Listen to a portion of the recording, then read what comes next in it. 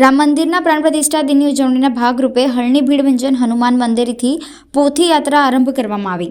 22મી જાન્યુઆરીએ અયોધ્યામાં યોજાનાર રામ મંદિરના પ્રાણ પ્રતિષ્ઠા સમારોહ દિનની ઉજવણીના ભાગરૂપે વડોદરામાં પણ ઠેર ઠેર વિવિધ કાર્યક્રમોનું આયોજન કરવામાં આવ્યું છે।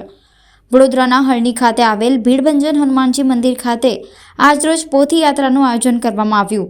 ભક્તો દ્વારા કરવામાં આવેલા કરોડો રામ નામના જાપનું વિધિવત પૂજન કરવામાં આવ્યું છે, તેમજ આવનારા 6 દિવસમાં અખંડ રામ નામના જાપ કરવામાં આવશે। આ મહામંત્રની આરતી અને પૂજા પાઠ 22 તારીખના રોજ કરવામાં આવશે। આજે પોથી યાત્રાનું આયોજન કરવામાં આવ્યું હતું, જેમાં મોટી સંખ્યામાં શ્રદ્ધાળુઓ જોડાયા હતા। ભક્તો દ્વારા કરોડો રામના મહામંત્રના જપ થયા છે, એનું આજે વિધિવત પૂજન થઈ એની સાથે 6 દિવસ સુધી અખંડ રામ નામ મંત્રનો જાપ થશે। ત્યારબાદ 22 તારીખે હનુમાનજી પ્રભુના મસ્તક ઉપર ધરાવવામાં આવશે અને આ મહામંત્રની આરતી અને પૂજન પાઠ 22 તારીખે વિસર્જન થશે। પોથી યાત્રાનું મહત્વ શું હોય છે?